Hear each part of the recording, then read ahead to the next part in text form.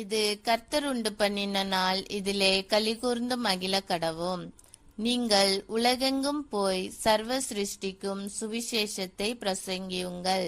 Mark 16:15. ஒரு சிறிய Bible கதை கேட்போம்.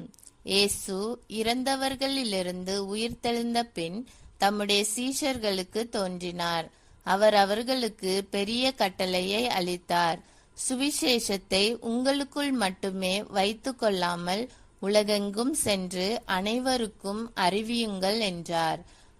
முன்பு பயந்திருந்த சீஷர்கள் பரிசுத்த ஆவியால் நிரம்பிய பின் தைரியம் அடைந்தனர். அவர்கள் எல்லா இடங்களிலும் சுவிசேஷத்தை அறிவித்தனர். ஆயிரக்கணக்கானோர் விசுவாசித்து ஞானஸ்நானம் பெற்றார்கள். இதற்கு பின்பு சபையின் பணி ஆரம்பமானது. இன்று வரை தொடர்ந்து வருகிறது. நாம் எல்லோரும் ஜெபிப்போம்.